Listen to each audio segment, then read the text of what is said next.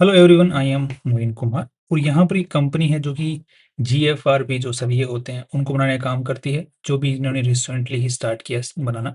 साथ में इसके अलावा जो एल्यूमिनियम की रेलिंग्स होती हैं उनको भी बनाने का काम करती है। बेसिकली इनका जो आज के दिन जो रेवेन्यू आ रहा है वो एल्यूमिनियम की रेलिंग से आ रहा है। कंपनी का जो नाम है वो देखने मिल रहा है जीवीएल इंडस्ट्रीज। इसका जो आईपीओ है 23 जून से 25 जून के बीच में खुलने वाला है। 196 का इन्होंने प्राइस सेट किया है और 92 करोड़ रुपीज की वैल्यू लगाई है। यहाँ पर 32 सीआर ये कंपनी उठाना चाह रही है, जिसमें से 25 सीआर कंपनी के पास में जा रहे हैं और 5 सीआर जो है कंपनी के जो प्रमोटर्स हैं उनकी जेब में जा रहे हैं। तो यहाँ पर ये जो आईपीओ है ये दोनों का कॉम्बो है। नेक्स्ट यहाँ पर देखने को मिल रहा है कि कंपनी का जो आईपीओ लेके आने में हेल्प कर रहे हैं उन लीड मैनेजर का नाम है कॉर्पोरेट मेकर्स कैपिटल लिमिटेड। इनकी जो परफॉर्मेंसेज रही हैं पास्ट के अंदर में, तो इस आईपीओ के अंदर में तो खराब रही है और उसके बाद तो और भी बेकार रही है। और इस पर्टिकुलर वेकोरामा पंजाबी अंगीठी इसका हमने एनालिसिस किया था, राइट, इट वाज गुड। तो इसके अंदर में इसकी परफॉर्मेंस ठीक रही है। एंड नेक्स्ट यहाँ पर 2025 के अंदर में हम लोग चेक करने की कोशिश करते हैं, तो इनके आईपीओ की मोस्टली सभी की परफॉर्मेंस बेकार रही है। दैट मीन्स कि ये जो वैल्यू लगाने की कोशिश करते हैं वो हाई से हाई लगाने की कोशिश करते हैं, प्रमोटर्स को यहाँ पे बेनिफिट देने की कोशिश करते हैं, इन्वेस्टर्स का यहाँ पे कुछ ज़्यादा इनके यहाँ पे नहीं है सोचने का प्रावधान। तो इस कंपनी के अंदर में हमें खुद ही वैल्यू फाइंड आउट करनी पड़ेगी या फिर कि कंपनी के हिसाब से हमें चलना पड़ेगा। तो हम थोड़ा सा एक बार देख लेते हैं कंपनी को कि how can this company come out as. सबसे पहले हम लोग यही देख लेते हैं कि कंपनी जो है जो प्रोडक्शन करती है क्या बनाती है, उनका प्रोडक्शन कैपेसिटी यूटिलाइजेशन कितना चल रहा है। तो यहाँ पर देखने को मिल रहा है कि यूटिलाइजेशन लगभग इस साल, ये लगभग 9 महीनों का डेटा है, तो इस साल जो है लगभग 85% के आसपास में चल रहा है, जो कि एल्यूमिनियम रेलिंग्स का है। उसके अलावा अगर हम लोग फिनिश्ड एल्यूमिनियम फिक्सचर्स की बात करते हैं तो इसके अंदर में इनका प्रोडक्शन यूटिलाइजेशन कम होता चला जा रहा है, इनका बिजनेस इस पर्टिकुलर सेक्टर में कम होता चला जा रहा है।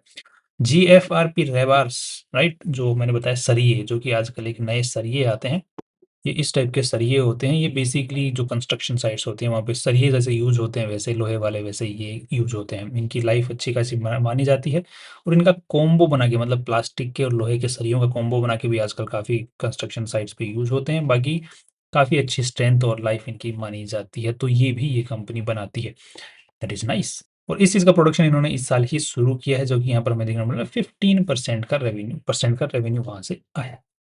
मैं सॉरी 15% की कैपेसिटी यूटिलाइजेशन पे ये कंपनी चल रही है। That is nice. अब यहाँ पे एक हमने जैसे प्रोडक्शन कैपेसिटी यूटिलाइजेशन को देखा, तो वहाँ पे देखने को मिल रहा है कि कंपनी को और कैपेसिटी बढ़ानी है, तो उसी में कंपनी जो है और मशीनरीज़ खर्च करने वाली, मतलब मशीनरीज़ खरीदने में पैसा खर्च करने वाली, जो कि हमें बेसिक रीज़न्स यहाँ पर देखने को मिल रहे हैं। 14 करोड़ रुपए मशीनरी खर्च, यहाँ पर 4 करोड़ रुपए जो ऑलरेडी मशीनरीज़ उनको रिनोवेट, और यहाँ पर बाकी जनरल कॉर्पोरेट पर्पसेज़ में खर्च होने वाले हैं। That is nice. नेक्स्ट यहाँ पे अब तक का जो सबसे नेगेटिव पॉइंट है वो हमें यहाँ देखने को मिल रहा है कि कंपनी की जो प्रमोटर्स की होल्डिंग है वो आफ्टर द आईपीओ 61% रह जाने वाली है, जो कि कोई भी कंपनी जिस जो कि इतनी छोटी हो उसके अंदर में 60% के आसपास में प्रमोटर्स की होल्डिंग पहुंच जाए ना, that's a very very very negative point.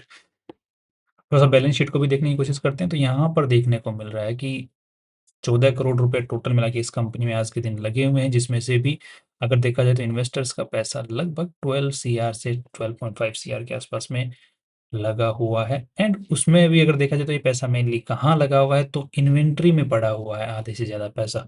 मतलब कंपनी जो है अच्छी खासी प्रोडक्शन कर रही है, यूटिलाइजेशन अच्छा खासा दिखा रही है, और उसके बाद में यहाँ पर इन्वेंट्री कर पड़ी हुई है।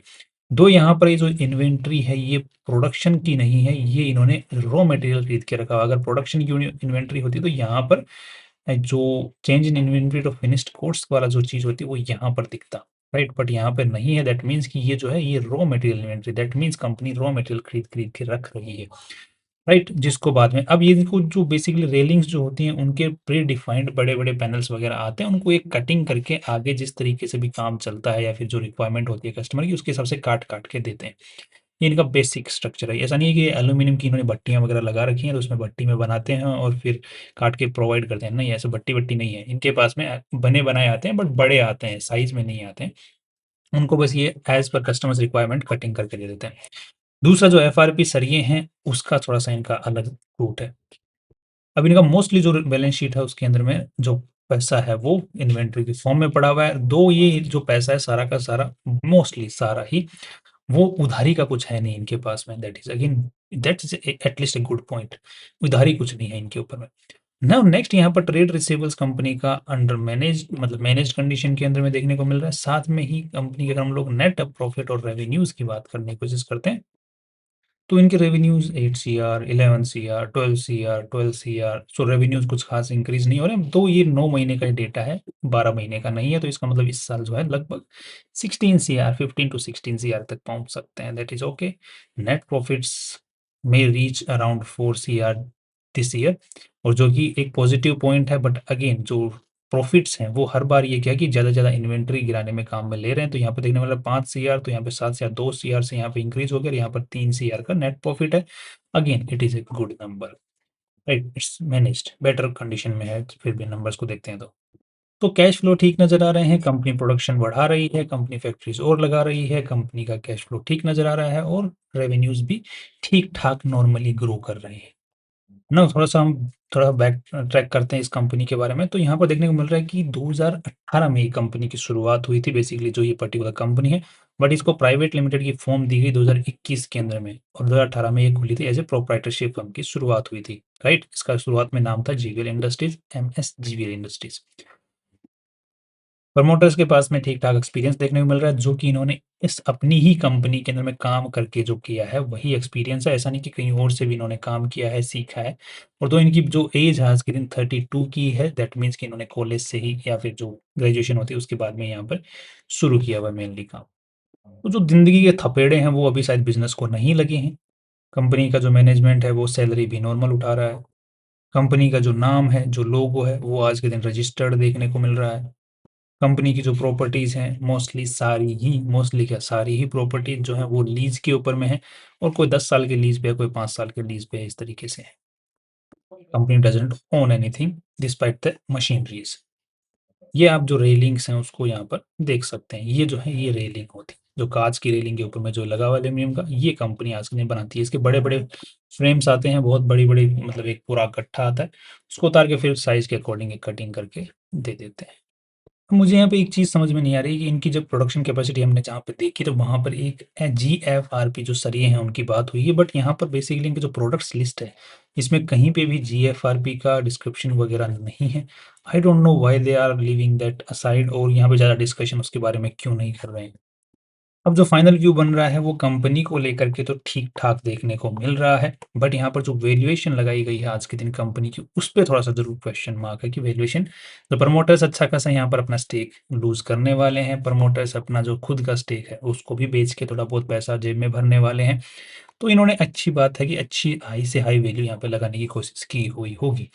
अब यहाँ पे हम लोग 4 करोड़ के हिसाब से अगर हम लोग पी रेशियो निकालने की कोशिश करते हैं, जो कि निकल के आता है लगभग, इन्होंने जो वैल्यू लगाई दैट इज़ 91 करोड़, और वो निकल के आती है लगभग 22-23 के आसपास में। जिसको हम लोग कंपेयर करते हैं, तो इसका है 27 का पी रेशियो, और दूसरी एक कंपनी है, इसका है 16 का पी रेशियो, जो कि सिमिलर से एल्यूमीनियम के सेक्टर में ही काम करते हैं, बट थोड़ा थोड़ा डिफरेंट है। अब मैंने बताया जैसे एंड यूज़ जो है, दोनों ही जो कंपनियाँ जिनके साथ कंपैरिज़न कर रहे हैं वो एल्यूमीनियम प्रोडक्ट में, बट एंड यूज़ जो है डिफरेंट है, राइट? बट स्टिल हम थोड़ा-सा कंपैरिज़न के लिए कर रहे हैं, तो यहाँ पर जो वैल्यू लगाई गई है वो एट पार लगाई गई है, ऑलरेडी अच्छी खासी लगाई गई है। दूसरी जो चीज़ है, right, that is PB ratio, तो यहाँ पर जो नेट वर्थ है that is of this company as of today, वो बिफोर द आईपीओ लगभग देखने को मिल रही है 11-12 करोड़ रुपए के आसपास में, और जो कंपनी के पास में पैसे जा रहे हैं दैट इज़ 25 करोड़ रुपए, तो दैट इज़ हम लोग खर्चा-वर्चा निकाल के 35 करोड़ मान लेते हैं। तो उसके अलावा हम लोग देखने को मिल रहा है कि लगभग 2.8 के आसपास का पीबी रेशियो देखने को मिलता है, जिसको हम कंपेयर करते हैं तो इसका है 6 का और इसका है 2.72 का। नब यहाँ पर हम लोग जो है ए-एन-बी मेटल कास्ट के साथ में इसका कंपैरिज़न कर रहे हैं, बट कंपैरिज़न थोड़ा-सा अलग है, मतलब ठीक नहीं है। क्यों? बिकॉज़ ए-एन-बी मेटल कास्ट जो है प्रोडक्ट्स बनाती है, वो फाउंड्री से बनाती है। दैट मीन्स वो एक्चुअली एल्यूमीनियम पोर करके फिर उसके जो है खाँचे के अंदर से निकाल के वो एक्चुअल प्रोडक्ट बना रही है, गला करके। यहाँ पर जो है बने-बनाए प्रोडक्ट्स हैं, उनको काट के और फिर फिनिशिंग दे कर के काम हो रहा है, तो वो कंपैरिज़न थोड़ा ठीक नहीं है यहाँ पर। तो इसी वजह से ए-एन-बी मेटल कास्ट को यहाँ पर जो वैल्यू है, अच्छी मार्केट ने दे रखी है, और अगर हम लोग उसके हिसाब से इस कंपनी को वैल्यू समझने की कोशिश करेंगे, तो सही नहीं रहेगा। तो मेन जो चीज़ है यूरो पैनल्स, ये ज़रूर इसके कंपैरिज़न के हिसाब से ठीक है, 2 प्रोडक्ट्स थोड़े अलग हैं।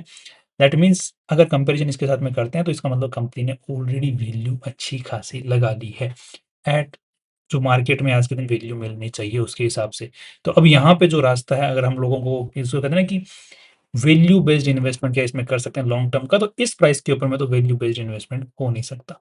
हाँ, 2 कंपनी अंदर से अच्छी लग रही है, ठीक लग रही है, मैनेजमेंट ठीक है, सब कुछ बिज़नेस भी है। लॉन्ग टर्म का पर्सपेक्टिव इन्होंने थोड़ा ज़्यादा कम ही सोचा है, बट स्टिल किराए के हिसाब से भी चल रही है, मशीनरीज़ और लगा रहे हैं, बिज़नेस को फैलाने की कोशिश कर रहे हैं।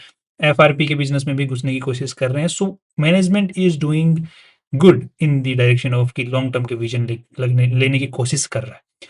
तो अभी की जो प्राइस है उसके हिसाब से इतने एफर्ट्स के साथ में इस प्राइस के ऊपर मतलब इस शेयर को खरीदना मुझे तो ठीक नहीं लग रहा है ऑब्वियसली। तो लॉन्ग टर्म का, शॉर्ट टर्म का और लिस्टिंग गेन का व्यू इस प्राइस के हिसाब से मेरा नेगेटिव बन रहा है। So that's all my view about this company based on this limited analysis. Finally see you tomorrow.